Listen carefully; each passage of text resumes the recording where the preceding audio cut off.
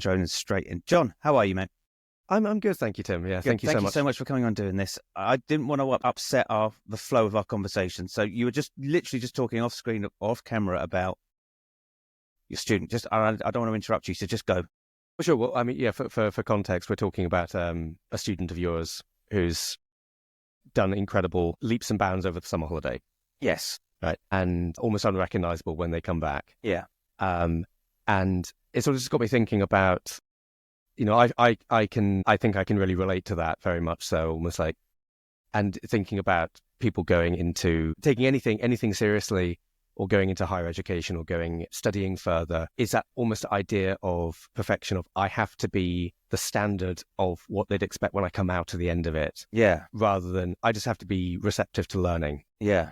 It almost doesn't matter what standard I am to begin with, as long as, because the goal is not to start as a professional, it is to become a professional, or become, a confident or competent musician and listener and player and so on. And it's sort of nice almost to get away from this sort of gatekeeping idea of a sort of prior standard when the will is there. If someone is willing to learn stuff, and they can demonstrate that, it's a very rewarding thing. And I think there's the more sort of acceptance and willingness to allow people to show that they can become something greater, rather than taking one look at someone and going, well, you're never going to get it.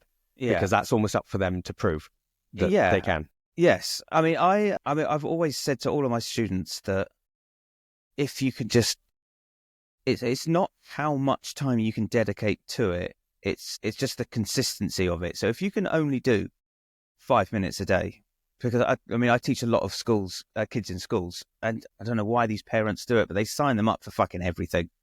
They've got football on Mondays, they've got karate on Tuesdays, they've got chess club on Wednesdays, they've got coding on Thursdays, Friday. I was like, well, when do you have a fucking day off? And some kids have said, like, these are 10-year-old kids. Like, I had a kid say that he was stressed. He's like, I'm stressed because I'm prepping for my 11 plus. I'm like, man, this isn't good. I said, but look, you're here. If you can just dedicate 2 or 3 minutes a day, you could do that as soon as you wake up, have your breakfast, get changed for school. Just sit there with your guitar just for 2 or 3 minutes. Not even that, 30 seconds. Just have it in your hand for 30 seconds a day. Over a week, that's a couple of minutes that you might not have done anyways. Yeah, and cram it in when you can. Yeah, absolutely. And a lot of it also is almost reframing it in your mind of it being that might be an oasis. That might be a period where you're not worrying about exams. You're not worrying about things. If you're viewing it as a luxury, which is how I did with a guitar, I was, I by nature an incredibly anxious person. Right. But for me, guitar was never work. It was the thing I got to do as a treat when I had done my work. Yeah. But like, we're talking about even like practicing melodic minor or something. Yeah. Any time spent with a guitar is a good time. In my worldview. Yeah. And it was also stuff where I was imposing, or I was allowing myself the structure rather than someone telling me what to learn necessarily. I've also learned as I've progressed kicking and screaming into adulthood that I really struggle with deadlines or with projects that I have no real attachment to. Yeah, that's a tough one. So ability has nothing really to do with it. I think if I was the same ability as I was when I was 13, when I started playing, I'd have the same passion and intensity for the guitar that I do now, just because it's just an instrument that just has a real affinity to me. It's not a question of, I started to like it when I got good, or I could play songs. It's like, no, it's just something that I find it challenging and calming at the same time, if that it makes sense. And no one made me think like that. I'm aware that might be a slightly different perspective to a lot of people, and I understand if you have students, it's hard to make, you can't force someone's brain to change for that. But it is music is such a luxury and such a gift at any age. And it always upsets me when I see people who get really stressed by it. Not by the work side of it. Work is a separate side of it, but like just the playing, just the sort of almost meditative nature of an instrument. Because if you're practicing by yourself, you're removing dynamicism of other people, of the outside world, whatever. It is a chance for you to actually take stock and go, who am I? Who am I as a player, and who do I want to be? And it's a chance for you to actually just refine parts of yourself that you might be hearing in other people going, well, I quite like that. I like this aspect of someone's playing. Maybe I heard something in a gig I did last week which I don't quite like. Maybe I can just sort of chisel away the edges of that. Maybe I can just sort of improve that. And it's just it's the Spinal Tap. We've been given the gift of time. Just finding time to just find out who am I as a player. What do I like in my playing, and what do I wish I could just sort of just change over time? Because there's no deadline to that. No. There's no I have to be myself on a gig next week. Yeah. It's and it's we can just sort of you could view it almost in a slightly more depressing way. So it was like a Groundhog Day thing. It was like, well, here we are again. Yeah. Still can't play my major scale at 120 BPM. Yeah. But I mean, I suppose I would say I find a lot of satisfaction in the process. Yeah, I mean, that idea it's quite of going, cathartic. Yeah. You were talking before we came on recording about like setting New Year's goals, like a goal for the year. Interestingly, your one for this year similarly involved my end of last year's one, which involved a thumb pick. So that's right, okay. My nemesis. Yeah. It just sort of just extends beyond where I think my thumb actually is. Hmm. So I'm not really one for setting New Year's goals. I think, I suppose really for context, because we sort of started in media res on this recording. Yeah. If anyone listening doesn't know what I do, I'm a sort of, I'd sort of call myself like a portfolio type player. I professionally divide my time. So I do a lot of, I work in London and I do a lot of West End theatre, playing either as a chair holder, name in the programme. Yeah. Or I do a lot of depping for other people, pretending to be other people. Okay. Under the stage. But then I also do, orchestral concerts. I do recording sessions when they come in. Do some, stuff for, like coaching for TV or film or things like that. I do a bunch of different things. And it sort of means that not even every year is slightly different, but every month is very different. Yeah. That's sort of why I mentioned to you beforehand, but I've got quite a full storage unit, and I've subscribed to Carl Verheine's maxim of, if you have a good instrument, never sell it, because you will be asked to play it 15 years later. Yeah. And so I never really know going into 2025. Is this year a very heavy bouzouki year like last year was, or is it more scalloped Strat year? Who knows? I don't know. We'll find out. Yeah. Yeah. And so with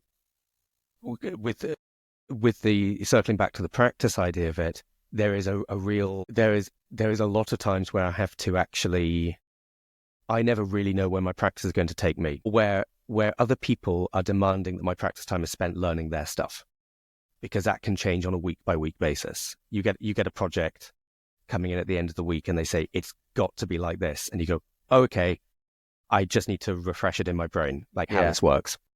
Or it might be stuff in 6 months' time and I can plug away at it for 6 months. That's rarer. Yeah. It's welcome. Yes, it is. My brain likes the structure, but it does mean that there's no unified field theory of my practice time. It's not like every year, I'm just inching closer towards my goal to unleash my final form as a player, because I never really know what that is. And so the work practice time is defined by other people by definition, but the me practice time, I get to choose. And that's where the hobby is. Yeah. That's where I can just be selfish about what I was practicing my Yngwie licks before we came on. That's just for me. Yeah. Actually, I think maybe some of the audience of Mrs. Doubtfire last night got some of them, but mainly just for me. Maybe the sound team got to my fader before I got into them, but who knows? Midway through, we'll just cut John out. He's doing it again. Minor third vibrato, down 10 decibels. So when you do like West End shows, how much freedom do you have to work off the pad? It depends on the show. Depends on the MD? Depends on the show? It depends on the MD. It it's a very nebulous area. It's something I'm actually really happy to talk about because I think there's a lot of mythologizing about the nature of reading on guitar, because there are always stories of what the image of the sight reading guitarist is, or not sight reading. We should, first of all, sight reading doesn't really exist as a concept. We should park that. The reading guitarist, and the idea that you sort of think, oh, everyone who plays in the West End can read anything. And then someone will sit in with a player where you just sort of just sit next to them while they're playing the show. If there's space, maybe they double as a guitar stand. And they will watch them play and go, they're playing all these things that aren't in the music. Yeah. And then it almost comes away as actually, no one's, guitar players just play what they want on it. And it's not really that either. Right. And again, it depends. Like sometimes there are shows which are very loose, like Hair, which was written in the 60s. And if you read the sheet music for it, it is very obviously written in the 60s. Mm-hmm. But it was written for people like Elliot Randall, who played on the original production. Okay. And they're just like, Elliot, be Elliot. Like, do what you do. Some chairs are written like that. Something to bear in mind, unless a show has been orchestrated incredibly carefully and meticulously from every step of the way, and probably included the players in the process. Which involves a lot of time and money. So you can guess how often that happens. Yeah. Then what happens is a player will come in a band call situation or in preview periods. You will sort of what we call sort of locking a show. You start just sort of tapering away bits where you go, oh, actually, that's quite nice. But that fill you did there, it sort of actually is getting in the way of the vocal. Finish your fill on beat 2 or something.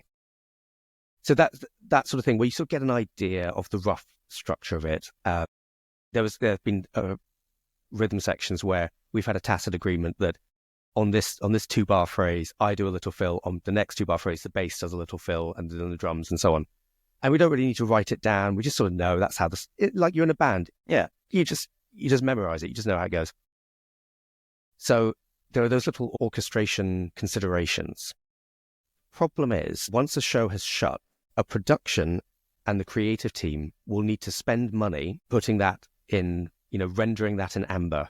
Yeah. So that future productions, when it goes to Joseph Weinberger or whoever for licensing for Amdrams or other productions, is that going to be written in the music? Most of the time it's not. Most of the time they just go, it was just a little thing. We don't need to write that in.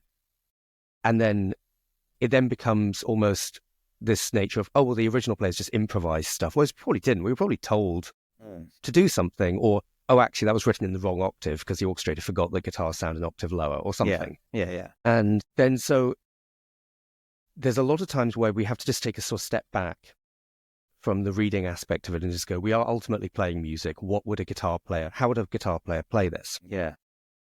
There was actually a really instructive moment for this for me was working on, there's a wonderful musical I did a couple of years ago. It was the musical of the Great British Bake Off. Okay. And which is one of those ones that you say and everyone thinks it's like an inbuilt punchline, but it was one of the nicest projects I've been involved with. The music was some of the hardest I've ever had to play. Okay. It was all playable, but it was incredibly hard. Right. That's my favorite type of hard. Yes. Yeah. It's like, I need to get to that level, but also because it's the Bake Off, it's meant to sound fun and jolly and easy, which in itself is another extra 10% of challenge. Mm-hmm. An incredible band and a wonderful team of orchestrators, arrangers, and copyists. And because it happened quite quickly. And the copyists, and their job is to sort of make sure that all the music is legible and is presented in a way that we can do our job. And just, know page turns, whatever. But also, if they have the time and the budget, it's also reprinting the music for any changes that happen rather than just making us go, actually, this is now in E flat or something. And this is the only time it's happened for me on a West End show. But I can honestly say that because the orchestration team were so efficient, they were basically invisible in the process. And there would be sections where there was like a 90s boy band type number where I'd been given the civil arpeggiated figure, which was fine. I could see what they were going for. So I started to sort of ad-libbing around it in that sort of style. And the orchestrator, Tom Curran, he's wonderful. He obviously latched onto a couple of things that I played. And so he transcribed them. And then we went away on our tea break. And I came back and the copyists had managed to overlay the new music onto mine. They copied my all my pencil markings for everything else, basically mimicking my handwriting. Yeah. But they'd included my little ad-libs notated. And I had that weird, like, uncanny valley thing of then playing the number again and reading my ad-libs. Right. And I was like, wait, that sounds like something I'd play. And then I was like, wait, that is what I played. That's what oh my God. But then because it wasn't like I just written play John Mayer Phil or something here. Yeah. It was an interesting thing of going, this is showing the difference between reading something and knowing the intent behind the notation. Yeah. Like you're not just reading da da da dum dum bum, whatever, but you're actually hearing a slight bluesy guitar phrase with maybe slight little curls or whatever. You're hearing the articulation in your head because I played it that way in the first place. But then you're reading it and going, this could quite easily look like a weird little fiddly figure. But it's like, no, it's easier to hear it than read it. Yes. Yeah. But it was so interesting to go, oh, this is a deliberate choice by the orchestrator now. They've heard it and they want to repeat it. Like that is now sacred. That is in the text. Yeah. Would be that all shows are like that, but wouldn't it be nice? But then it's then knowing that it's a sort of, I think of it as like a sort of short leash where we have a bit of freedom. Ideally, we're being booked as individuals. If we're talking about like originating a gig, we might have a bit of freedom because I might have been booked as John Gregson. That's the dream. Not always. And sometimes it's just, there's a guy on Broadway that played it a certain way. Just do exactly what they did. Yeah. And that's fine. Some people are better at dealing with that than I am. Not because I'm incredibly creative, but just because it's like, I like to feel that I'm in the right project. I like to feel that, because there are a lot of guitarists around. Yeah. So it's not that I'm better than anyone. It's just, I want to be in the right place. I don't want to be the wrong person for the gig. Yeah. And so it's sort of knowing these sort of loose structures because I never want to give sound team reason to turn me down. I want my tone to be as appropriate and as satisfying and consonant to a band as possible. So I'm not getting in the way of the horn section. I'm not getting in the way of the lead vocal or the backing vocals or whatever. And then they can just turn me up because it's not clashing. And same with the fills. I don't want to be shredding over everything because I'm bored of playing the same thing. There's a lot of, there are sometimes where it's like it's an actual choice I will make very early on in the production is this is not an improvising gig. Yeah. I think one of the first time I had that sort of, because I've done a lot of old school musical theatre, sort of big bandy, sort of swing sort of stuff. And I thought, well, you're doing Freddie Green for 2.5 hours, which is the most satisfying thing in the world to do, by the way. If any listeners haven't done big band type stuff, I mean, have you, Tim? Have you done any? Do you know, I think I've done one gig. I did a Robbie Williams show when he did the swing album. So I did that. Yeah. I did that. And that was just so much fun. And we spoke about, is it Legally Blonde? They have that swing number. Yeah. Blood in the Water. It just says Freddie Green across the top. And it's like, okay. That's it. Yeah. Blood in the Water, which was challenging to play. Yes. But in terms of actually playing with big bands on a regular basis, I haven't. It was something I looked at last year and I just never got around to kind of following up with the MDs. It's a very satisfying thing because, again, it's about realizing what the context of the guitar is. Like you're basically the hi-hat. Right, yeah. And if you're playing 4 to the floor, but slightly accenting 2 and 4, maybe with a different, maybe slightly more legato or slightly more staccato on 2 and 4, depending on the style. There's a real, it's not like a freedom in a sense of I can do anything. It's more like a freedom of I can just sit back from worrying so much. It's like I know exactly what my role is. It is to support the front line. It's to support the singers, whatever. And it's just to groove and just be the most satisfyingly stable part of this and let the bass go where they want. Let the, in a big band with harmony. And you'll have noticed it in Blood in the Water from Legally Blonde. Some very scrunchy harmony. Yeah. Which is written for a big band. Like the way that the harmonics stack on brass instruments and woodwind and everything, you can get much scrunchier chords on them without them sounding like they're clashing because the harmonics are very consonant. Okay. Whereas if you play them on a guitar, the low mids will sort of obscure it. It will sound really it will just be muddy. smeary. Yeah, it's not very satisfying.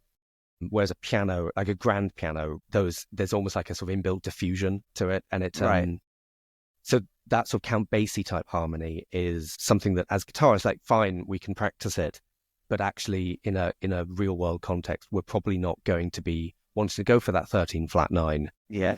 In a groove, like, again, if it's a solo thing and you're trying to do the opening of Always Look on the Bright Side of Life, a 13 flat 9 is a very nice chord to play, but it goes into we can actually tie this back into reading somehow. Just going to rein myself in for a second. But because it would be very easy to look at the chart of Blood in the Water, and I recommend, if people haven't looked at that chart or the show, if you haven't seen Legally Blonde, it's probably my example of a perfectly written show. Yeah.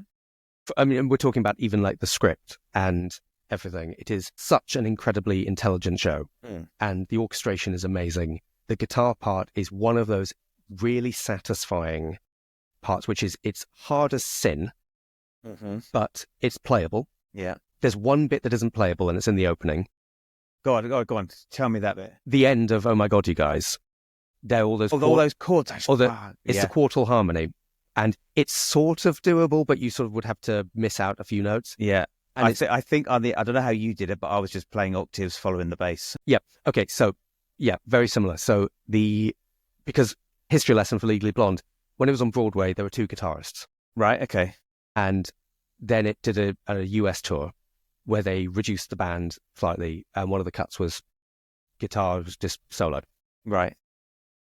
Which is why, if you look at the part, it's written for like 7 instruments. It's because it's 2 players put into one. So every production has to make a choice of how do we reduce it down to the maximum of 4 instruments that they'll pay for.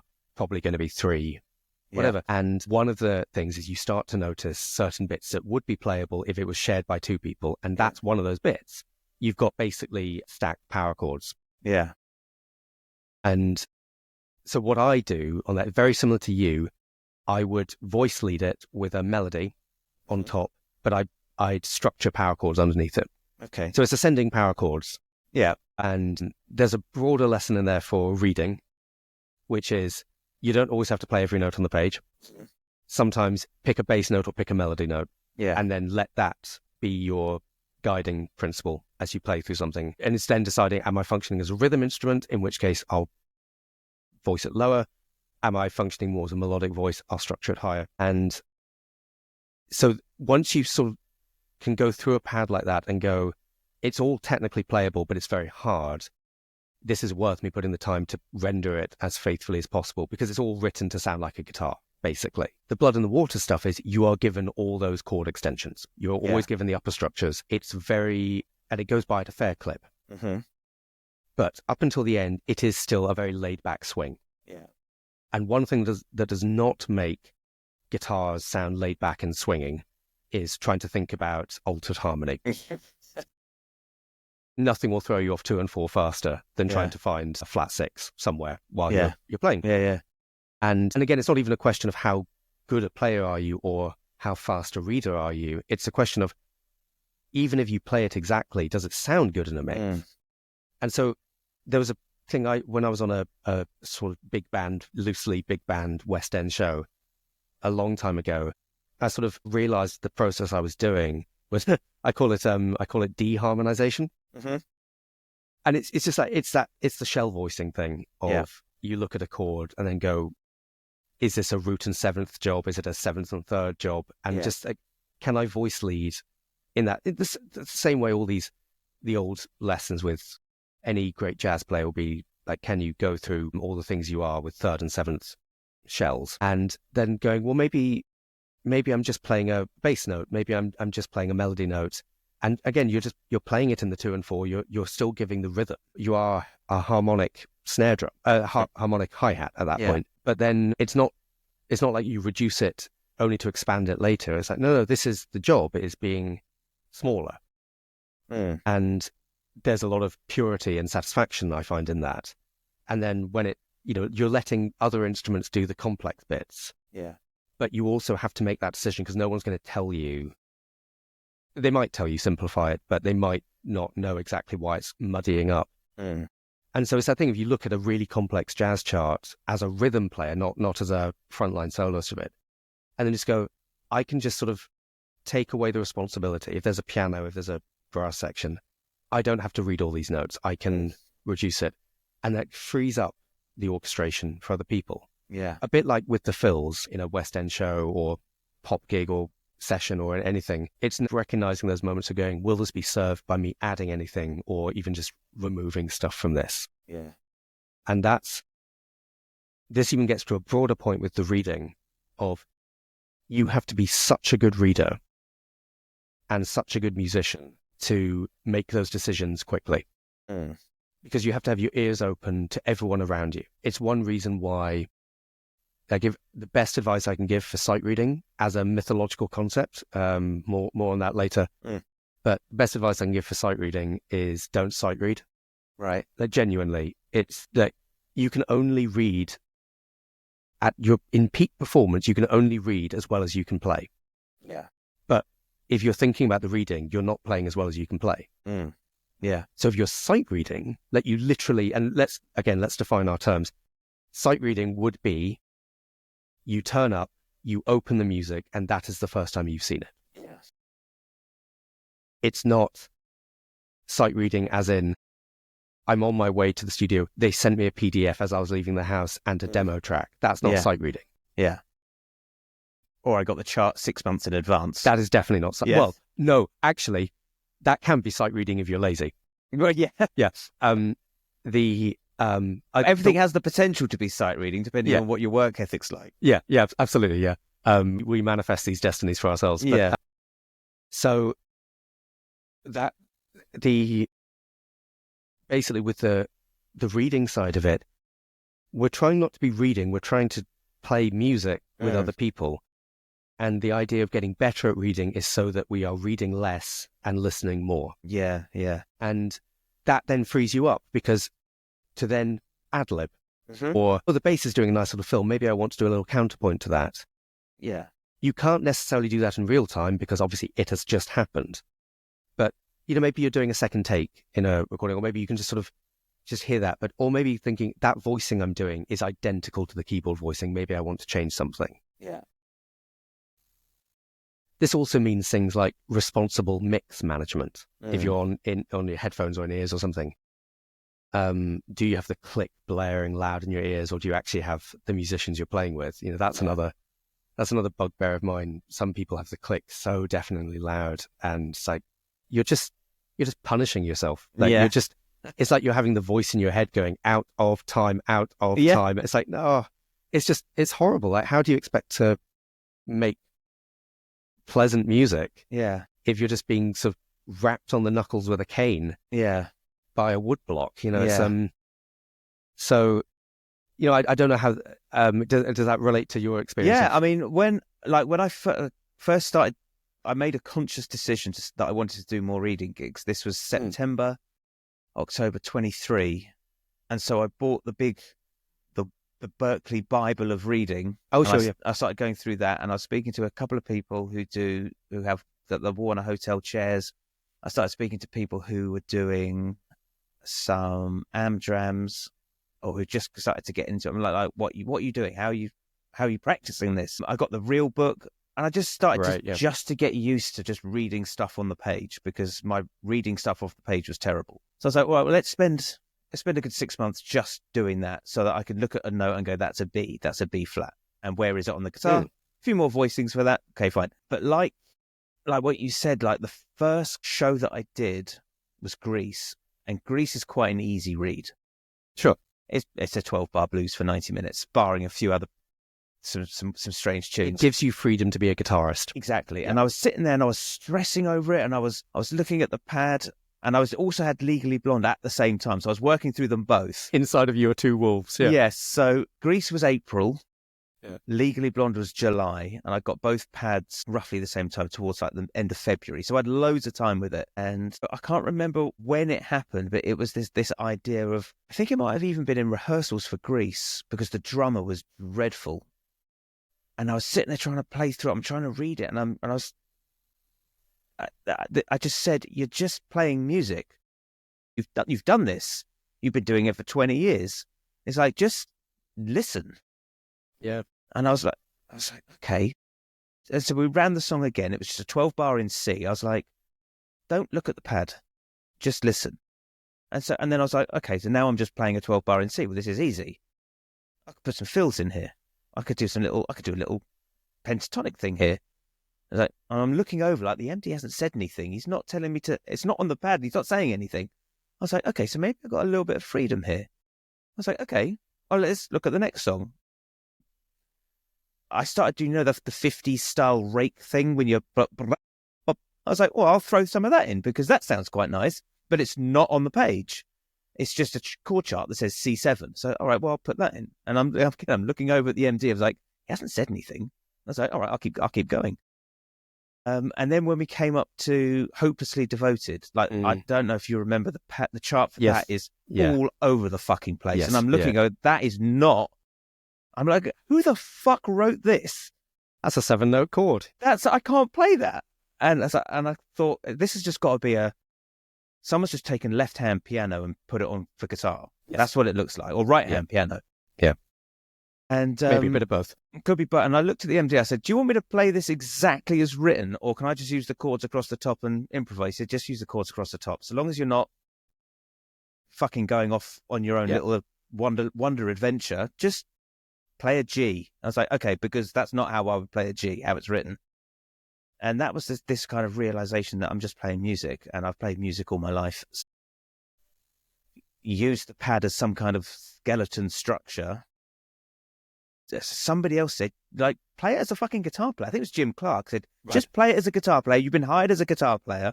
It's really difficult for people, particularly piano players, to orchestrate notation for guitarists. It's your job to kind of interpret it.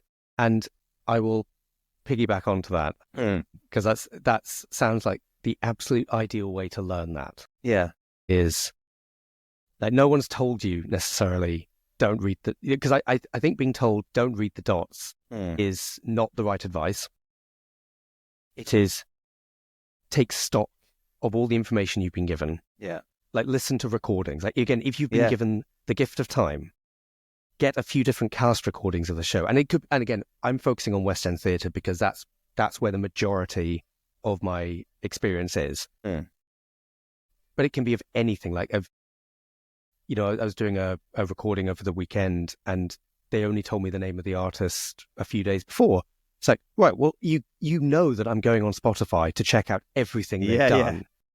Because I don't necessarily want to sound like every guitarist they've worked with, but I want to know roughly, like, what register is their voice? Things like that, which maybe in the session we don't have guide vocals. So it's things like, I want to know, and this is where my anxiety comes in. I'm trying to weaponize it for good rather than evil. Yeah. But so with the grease thing, like having that sort of the raked doo-wop sort of thing, that betrays a sort of a vast knowledge of music. Right? Because you have to technically be able to do it, have practiced it a few times at least to be able to do it in public, but also you have to have had enough listening experience to know this might be nice. Yeah. This would work. I've heard it on a Frankie Valli record, or I've heard it on a Frank Zappa record. Yeah. And I think this is why I rail against the mythologizing of reading, is you basically go through that system of learning to read, and then you see one example where people aren't reading the dots, and then you throw it all away and say, well, see, no one reads the damn chart anyway. It's like, it's actually a bit of both. Yeah. And I think because we run the danger, I think I wonder if people often think I'm like Ron Swanson with an auto cue. It says something wrong, I'm just going to play it because it's written. Yeah. No, ideally we're listening, we're getting an idea of the context, and we're adapting to the situation. A lot of writers are lazy, like a lot of guitar players are lazy. When it comes to reading, a lot of people are lazy when writing. And I have been with certain orchestrators and they will go absolutely nameless. They're not going to be listening, but they're going nameless. Where mid-rehearsal, I will say to them, hey, you've written power chords for this chugging, like, rock, these metal type thing. But then for some reason, mid-section, you've just gone to inverted power chords, but there's no, like, in a different octave. And it's obviously a Sibelius copy and paste, or you copy and paste and then you just click up a few times and I can't be bothered typing out a C5 again. Let's just go from whatever. And it's laziness on their part, but it's like just checking, is that voice that way for a reason? And I got the response once of going, oh, well, I just don't know how to write for guitar. It's like, well, how you'd write for anything else? Like, do you want a brass section to do that? Like jump up a fifth mid-phrase while they're supporting another instrument. And so, but then it's that staggering thing going, well, I obviously then play it the way a guitar player would chug away on those chords. But guess what? The music doesn't get updated. Yeah. They don't internalize that. They don't go, what a valuable lesson. And some people do. Again, this is why I name the orchestrators who do that, because bless them, because it is a gift for them as well, working with, a wide range of good musicians, where you get real life feedback from people. Well, if you say, look, I don't know how to write for guitar, and you say, okay, well, for future reference, if you do X, Y, and Z, you're gonna please all the guitar players. Be like, thank you so much. From now on, that's how I'm gonna do it. Yeah, I mean, I've been very fortunate recently. It started over lockdown on Zoom, but I was invited to do these little masterclass things for Mountain View College of Arts, where they have a very active musical director program. That's a postgrad thing, and it's something I really appreciate because the majority of those graduates end up working in the industry, and it feels like I'm getting a chance to give back to future guitarists and orchestrators, because I get to go in and talk about guitar orchestration with people who actually give a shit about this, and I get to process all my residual trauma of reading and having these arguments with orchestrators, and get to sort of distill it in a way and it is fascinating because you actually get to see a live reaction of how people hear that information and the stuff which they probably already knew, but they've heard a different voice say it and they go, yeah, great, excellent, good. That's what our teachers have been saying. Yeah. But sometimes it's also, you say something which might be really obvious and you just see that their eyes just go wide and they're like, oh my God, I'd never have thought of that. And it's like, right, this is why we do it. This is because I might not say this on a gig.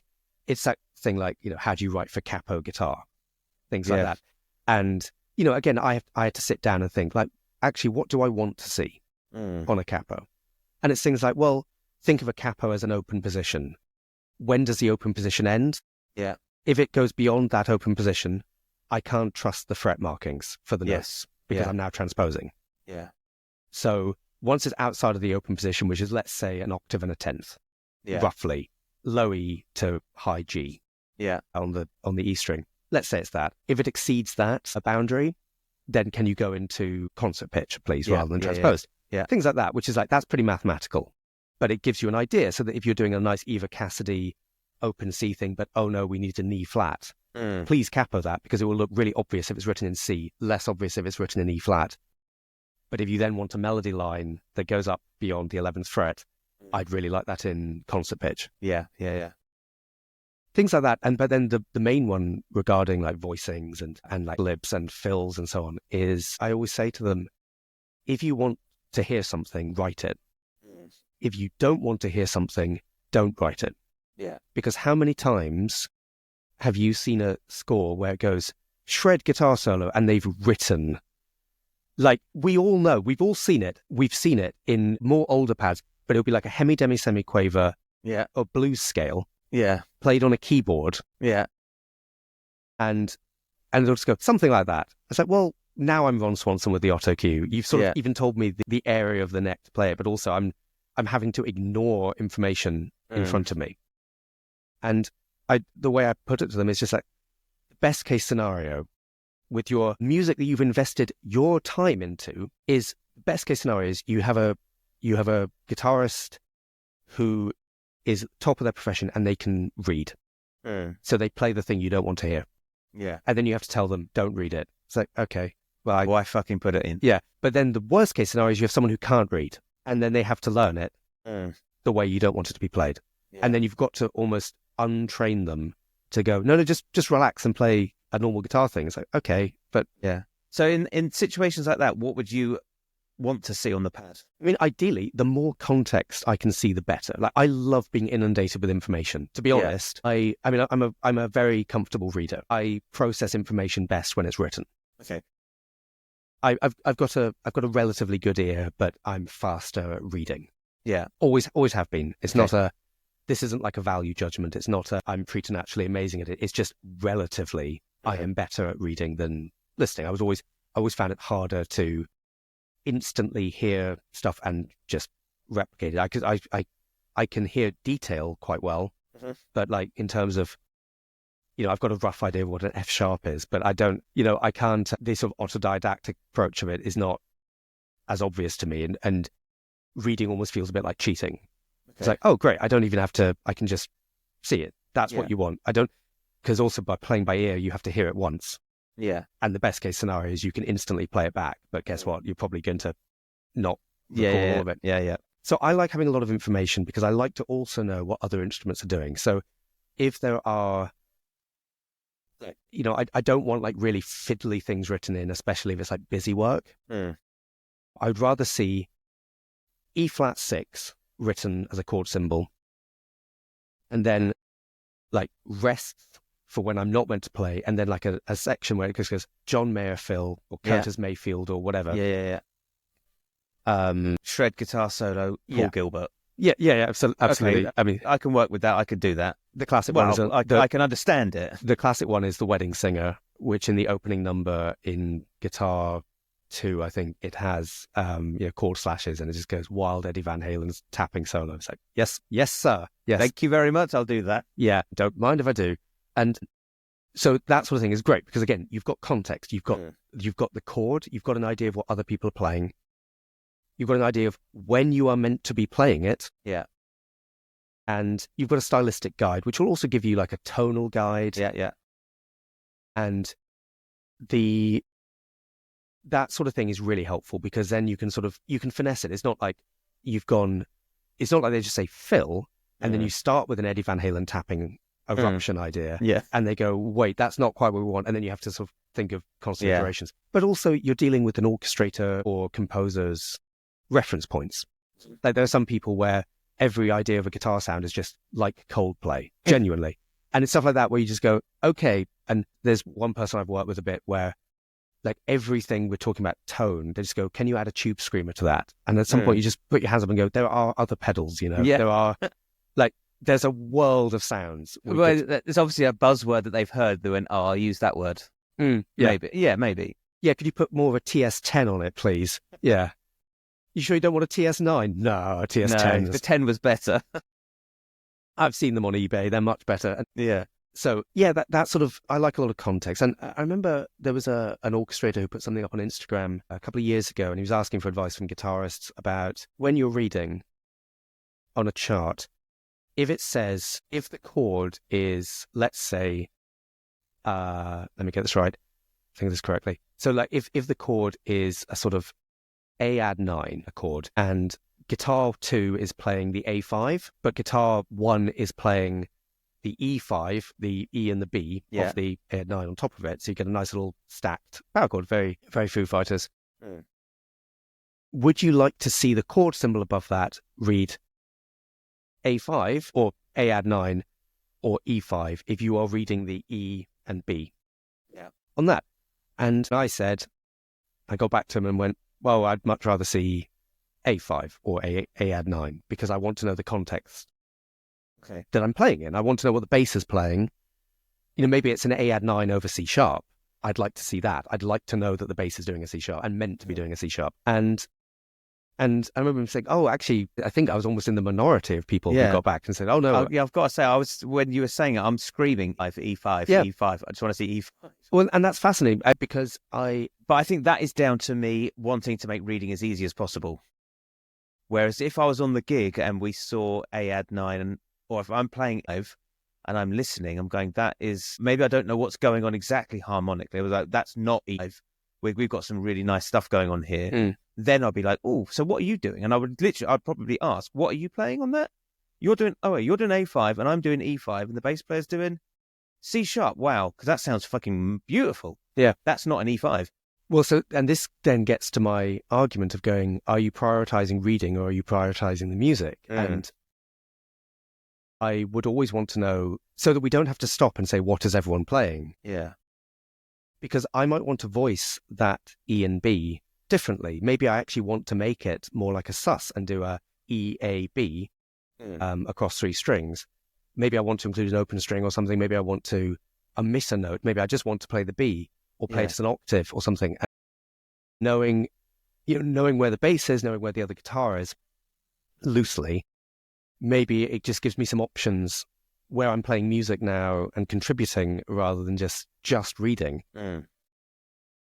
Almost, and this is where the sort of mythologizing and fetishization of reading, I'm trying to just put it to bed with, I think, a lot of the way that reading is not taught but talked about is we're viewing the art of reading as recognizing notes on a page, whereas if we talked about reading a book does not involve recognizing the letters on a page. Yeah. Like, it's beyond that. Yeah. And it's achievable. It's achievable for guitarists. It's hard on guitar. Like, again, if you find reading on guitar difficult, correct. It is really hard. Yeah. We have 5 middle Cs. Yeah. Like, you can easily paint yourself into a corner while reading, go, I'm actually in the wrong position. Yeah. And then, I need to change position, but I'm looking at the music. Yeah. Again, you can only read as well as you can play. Yeah. Can you do a position shift on an instrument while reading music or following a conductor? Do you have the time to look down while memorizing where in the page you were? Yeah. How much of this is stuff that is just happening automatically and that you can actually think about making music? Because again, we're talking about... You've got to turn your delay pedal on and your wah pedal. Yeah. Okay. And that is quite a common... And also, I mean, as a dep, the less reading I can do, the better, because I'm playing someone else's instruments. And you'll have heard this from a lot of other people on here. You're playing other people's instruments, and so then maybe they're different scale lengths, or the setup is different from what I'm expecting, or their chair is a different height, or they're using a mini volume pedal rather than a full-size one, so my center of gravity is off when I'm playing. So actually doing that position shift, I'm always going up to the 13th rather than the 12th fret. Maybe the neck join on their classical guitar is in a different place to where I'm used to, or it doesn't have a cutaway, or it does have a cutaway, or whatever. The last thing we want to be thinking about is going, what note am I looking at? So yes, when it comes to information that I want to see, I want to have as much context as I can, because ideally, I'm not so much thinking about the notes I'm actually reading. Because then if you get like a really notey passage, you've then got to have the technique to play it. And if you're reading it at the same time, you have to really sit back from it. Like a lot of way... So beginning lessons of reading are, you end up seeing shapes and contours rather than necessarily reading didactically every single note on the page.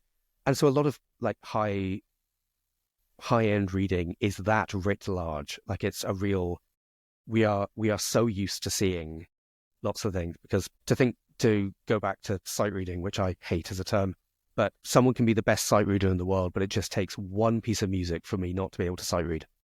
It just takes one thing where I go, that's either unplayable or I just can't read it. Right. Or I don't have the tech. If I'd known about like the quartal arpeggios in Legally Blonde, you don't want to sight read that. No. It's playable. It's definitely playable, but you don't want to sight read it. And is that the end of Legally Blonde Live? There are it two. Comes in twice. There are 3 instances of it, right? But there's let me get this right. It's in What You Want and What You Want Reprise, and then the bows. Yeah. So there's the quartal harmony ones, which is all on the top 3 strings. So you can just take one sequence and shift it. Move them. They're not quartal, sorry. They are. They're like a C sus. It's a sus. It's sus 2, add 2? Yeah, so it's a sus. Yeah, there's no third. And you just move it down the shape, or down the neck. And then the next one is a punctuation of a percussion break. And that is across 5 strings if you want to play it really sort of cleanly. Yeah. At least I find you do 3, and then 3. But you have to do a roll because of the quartal bit ends up. And you don't want to read that. You don't want to make that decision while you're counting 7 bars rest to play that tag at the end. Yeah. But you might be able to play it. But you might not be able to read it. Yeah. So I'm only one piece away from not being able to sight read. So I don't like putting that pressure on myself, saying I can sight read. It's just like, no, I can read to a pretty high level and I'm pretty confident with it. but ideally I'm not sight reading, because you won't get better music out of me with I'm sight reading. Yeah. The time I'm spending thinking about the notes I'm playing is less time I'm spending thinking about tone, placement, improvisation, feel, whatever. And The important things. yeah, ideally, would that we could dream. But Yeah. We're not just note generators, Yeah. really. And so much of the latter part of my career now has been trying to sort of advocate for that. And even if I get the music on the morning of a gig or the night before, it's like, that's just enough buffer time. Yeah. I mean, I even had a recording a few weeks ago where the music really was arriving as I was, leaving for the session. But I just checked like the day before, just going, I don't expect the music. Can you at least tell me what the orchestration is? What am I playing with? Yeah. So I know which acoustic guitar to bring. Yeah. And roughly, without too many specifics, roughly, am I mostly chordal? Is it low? Or is it very melodic? Or is it a mix of the two? Because I've got a bunch of guitar options. I don't want to bring the wrong instrument. Like if I'm in a studio like Angel or wherever, the engineers know the room. They know their microphones. They know their preamps. They know the entire signal chain. I know my guitar and I know how I play. I know my pick dynamics. I know everything I'm bringing to it. So if you just give me a rough idea of the context I'm going to be in, I can make an informed choice that, actually, maybe my Dreadnought will be better for this. Yeah. And a Loudon might be a bit overbearing. Yeah. For it. And so that's giving me enough wiggle room to actually do some reading without then worrying about everything else. But ideally, all of this would be done weeks before, and it's like I am now like concert ready for this, rather than stressing about, can I read it and then can I also play it and sound good. So I'm just I want to make sure if anyone listening to this is beating themselves up about their reading, it's entirely natural that you do. Guitar is very hard to write for and it's very hard to read. Yeah. And also reading makes us forget what a guitar sounds like. You sort of end up playing Twinkle, Twinkle, Little Star. You end up phrasing it like that. There's a great quote I heard. I've forgotten the name of the animator, but it was to do with the anime Berserk, when it went from 2D animation in the 90s to maybe 8 or 9 years ago, went into 3D and had a rather regrettable reboot. Right. And we contain multitudes. And but the animator who wasn't involved in the project, but it was a related quote, was the first thing that animators forget when they switch to 3D is everything they learned when they were doing 2D animation. And that's what I think about with guitarists with reading, is that we get so pent up about suddenly playing basically an orchestral instrument that we forget about everything that makes the guitar sound good. Yeah. I mean, even I think it might have been a lesson I learned really early on in my playing career, because to get back to the very start of this talk, this little chat, we don't emerge in the industry fully formed. Yeah. It would be very unfair on ourselves to expect that we were. And so when I moved to London, I was sort of just feeling my way around and just sort of seeing what environments work for me, because I'm not everyone. I'm a particular, peculiar hybrid of experiences and emotions and whatever. And I can only be me. And a lot of times you're sort of looking up at role models and trying to think, oh, do I be more like them? They're successful. Do I try to imitate them? Can I? This sort of thing. And I was just trying to figure out who I was and where I fit in musically. I was doing a lot of sort of unusual like gigs, a lot of like cabaret or showcase gigs where you work with a lot of new writers and they're doing one or two songs and you're given the music on the day and you just have to interpret it in a way, or you're solo guitarist and you're accompanying a singer or something. And there are lots of times where in a very small band, you'd be given a guitar part with something written in the wrong octave. And it'd be like soaringly guitar line, but it would be written basically on the D and A strings. Yeah. And they're like, no, that's because if it goes any higher, it's going to clash with the vocal, but they want this like really like soaring melodic thing. So, well, okay, I need to make this sound as good as possible. Like this is the constraint placed on me, but they're wanting something that isn't obviously doable. And so while I was also working on my reading, because you're being put through the crucible of live performance, and you're also dealing with people where their life's work is ending up at this concert, and their future output is judged on how well people receive our performance. So there's not just pressure I'm putting on myself, but there's also extant pressure of other people's passions and their experiences and their expertise. And they want to hear this sing in this octave. Yeah. And they're hearing something great. And it's my job to make it sound as great as possible. And so I started to be very aware, and this is very true of acoustic guitar, because it feels like you're limited more with what you can do, the whammy bar tricks or hinge harmonics, whatever, or you're limited by less vibrato options. But also with distorted guitar in maybe a smaller environment. And it made me really aware of how we must lean into guitaristic phrases like vibrato, string bends, sliding articulations, and really making the instrument sing, because no one else will make me sing. No one else will write a part that just naturally sounds good. It's like why Mike Brecker was getting all these amazing gigs playing the soaring lead lines on like Local Hero or anything where, he's Mike Brecker. He can play in the Brecker Brothers. He can do whatever he wants, but also he was putting so much care and attention into how he plays a pentatonic line that it's like, that's exactly that sells Local Hero or anything else. And so that's what I want my guitar to do, is whether it's an acoustic or a classical or bouzouki or mandolin, is I want people to hear that and go, that instrument is just singing. And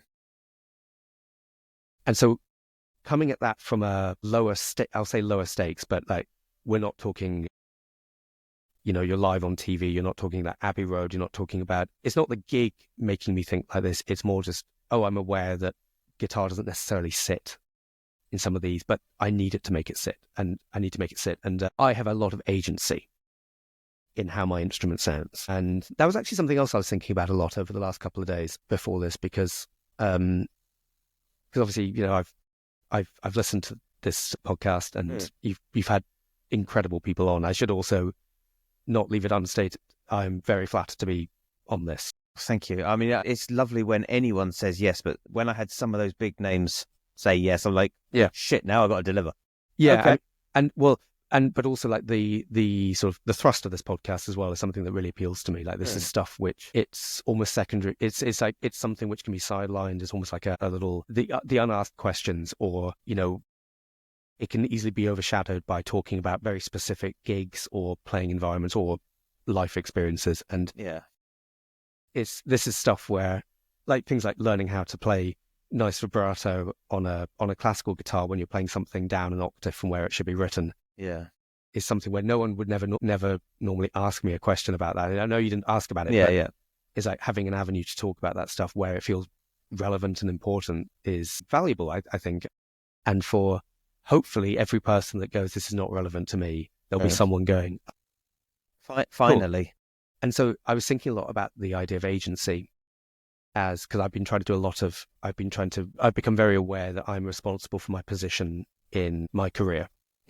As in, I'm more in control of where I choose to put myself and where I choose to put my energy, because I get very hyper-focused on things, and I struggle to leave my work at work.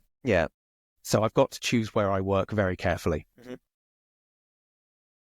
And ultimately, ideally, it means working with people who appreciate what I bring to it. And not because any of us are necessarily any better than anyone else. It's just that we're all different in some way. And it might just be a personality thing. We might all play the same, but our energy in a band room is different. And some people might want more energy. Some people might want less. And so I was thinking a lot about the agency side of it. And then almost zeroing in more on that was this idea of taste, where no one else can tell me what taste I have.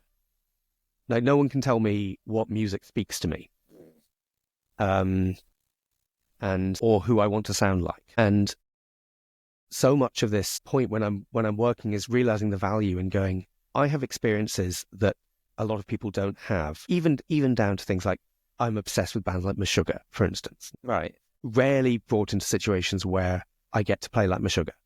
It has happened once or twice, but it's rare. But there are things in that music which almost subliminally move me, and maybe I can extract part of that and bring it into what I play. Like I was talking earlier about doing the Yngwie picking stuff.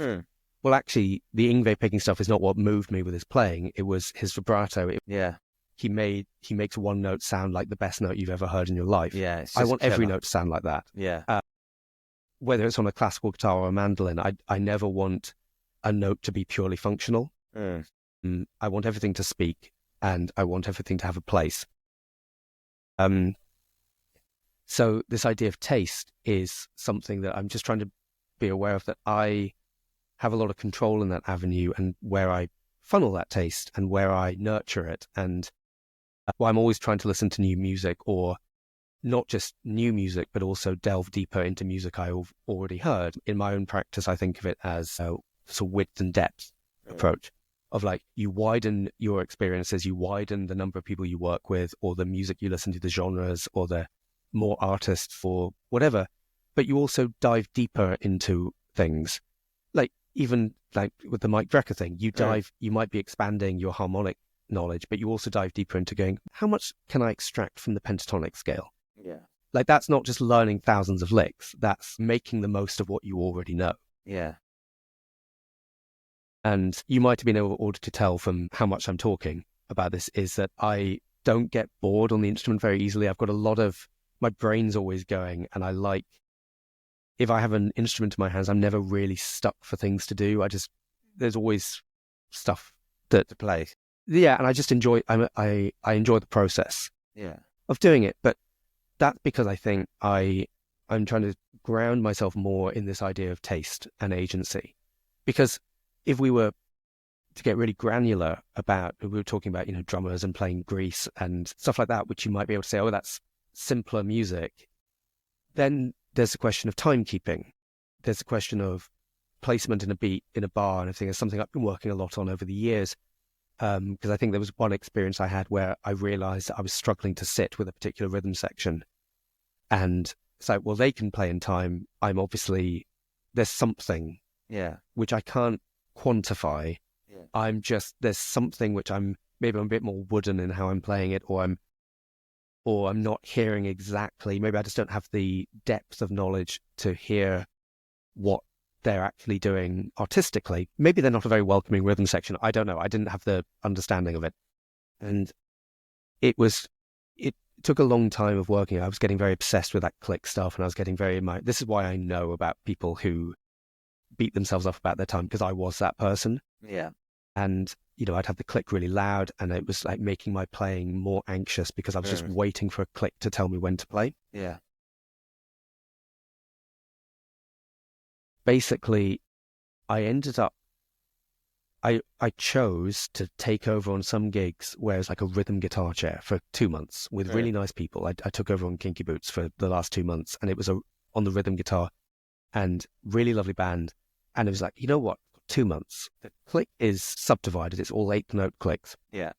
And there's a lot of like Ableton percussion going on, a lot of loops going on, and the drummer is the most solid drummer around. You know what? I can have the click lower than the Ableton. Yeah. I can have the click where it's just functioning, where it's always there for count-ins, but I don't need to hear it because everyone else is playing. It's very grid-based music, but it feels great. I'm just going to experiment with every couple of days. I'm just going to keep turning it down a little bit. Yeah. Because as long as I can hear the count-ins, I will wait to be told that I'm out of time. Yeah. And if anyone has experienced this where they start to get stressed that they're missing the click, so they always want to have it higher, keep it low, but pan it. If you have a mixer, or if you're working in a studio or something, ask the engineer to pan it for you. Pan it somewhere, not hard left or hard right, but somewhere like, 10 o'clock or 2 o'clock. Yeah. Because what I find is it gives me like a mental, I can always find it in a dense mix, but it doesn't need to be the most prominent thing. And I call it the percussionist I trust. They're not telling me where to play, but we're playing the same piece of music. I found that my time just got better because it's like, I'm actually thinking more about playing rather than waiting for someone to tell me like a binary, play, don't play, don't play. Yeah. And then it allowed me to get really analytical about the time because I wasn't stressing so much. I could actually make informed choices. Like with reading, I'm now able to sit back and go, where do I want this to sit? Where are the rest of the band sitting? Am I going between playing a rhythm section thing to playing tutti with the violins where actually I need to phrase slightly back because they're sounding slightly later, and maybe the keys patch is a mono synth and it's a bit later on the grid, things like that. Those are all taste questions. They're not literal, or if they're written down in the music, it'd be quite hard to notate. Yeah. But they're taste questions. Like I hear Keith Carlock play the drums, and to me it sounds like his bass and his snare drum are slightly behind the beat and his ride is very on the beat. So it sounds like his ride is pushing the beat because we don't know where the click is, but it gives the backbeat a lot of it sounds more laconic, but the urge is in the right hand. Yeah. Pushing it forward, even though it's metronomically in time.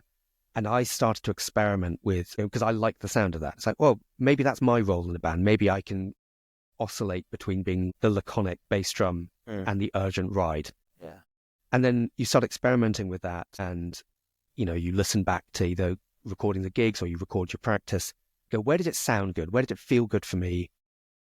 Where did it sound like I was waiting to be told when to play? And I started noticing, on certain chords, if it's a really emotive chord change, sometimes I want to lead into the downbeat with quite a lazy rake. Mm-hmm. And I might not want to land on the downbeat. Maybe I want to really spread that. And everyone else can play in time, and I'll be hearing the time in my head. I'm not losing myself to the placement, but I am choosing where this goes. I have the agency, and my taste is telling me that this will be an emotional chord change. If you're practicing chugging power chords, you can expect, I love doing this. You can practice where you palm mute so that the pick, you can do it where you pick very aggressively on the beat, but the palm mute sort of flattens the dynamic in a way where it gives you a bit of heft and weight without it being like da da da da da. You can actually get a sort of a more, you can almost thread the needle with aggressive attack and laconic placement, if that makes any sense. Yeah. And it's treating the instrument like a musical instrument, like one where when you hear it done exceptionally well, you go, it moves me. It makes me want to, either literally makes me want to move, or it's hitting me emotionally. I don't know why. What is my taste telling me? Yeah. Listen, John, I'm going to have to stop you there. But it was, we could have sat and talked this all day. And it's only because I've got a lesson coming up that I've got to stop you. And I feel really bad for stopping you mid-sentence. You're not the first person. No, it's a real pleasure. Thank you. Thank you. Thank you so much for coming on. I know how busy you are. I know you've got a lot going on, new shows coming in. So I always appreciate anyone who takes the time just to sit and come and chat. So I do appreciate it. Thank you. Absolute pleasure, Tim. Thank you so much for having me. Thank you again.